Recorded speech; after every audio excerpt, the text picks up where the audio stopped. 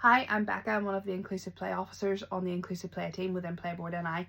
I'm also the step parent to 8-year-old twin boys who have a diagnosis of severe autism and global development delay. I won't lie, being the parent of a neurodivergent child can be extremely difficult to manage at times, but one thing that we have learned as a family is that when we connect with other families that are going through a similar situation, that becomes a real support. So I really hope that the things that we chat about in this series, that someone will take some comfort from it. They might find it helpful learning a little bit more about our experience. So today we're going to chat a little bit about sensory preferences and differences. As a parent of a neurodivergent child, you do have to become a little bit of a detective at times. It's about observing patterns. You know, does your child cover their ears when they're in a busy place? Do they like throwing themselves backwards onto the sofa? Do certain foods or materials upset them? And once you figure out these patterns, you can start making small changes then that can support your child. I think one of the things that we had to learn was that these behaviours that are being displayed are not deemed naughty behaviour, but is actually a form of communication.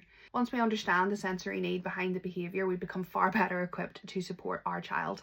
One thing that we find really helpful around this topic was reframing our language around it. So instead of saying, why are they doing that in regards to a particular behaviour, we have changed our language to, what are they trying to tell me?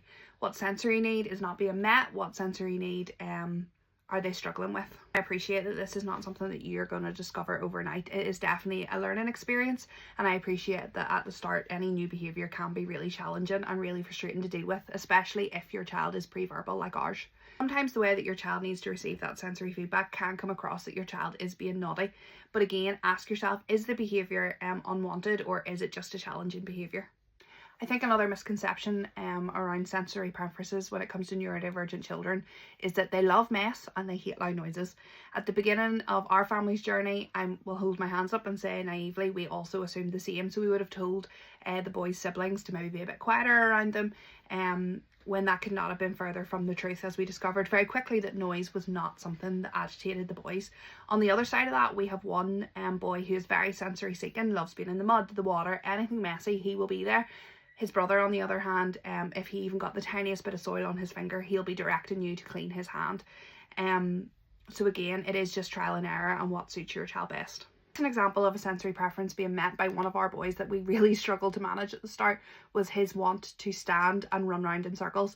Now, we do have a spinny seat inside. He thrives on that. He loves it, but he is an outdoorsy boy. So one thing that we really discovered that helped was looking at his movement aspect of the routine, and we started to introduce other opportunities for him to get that movement.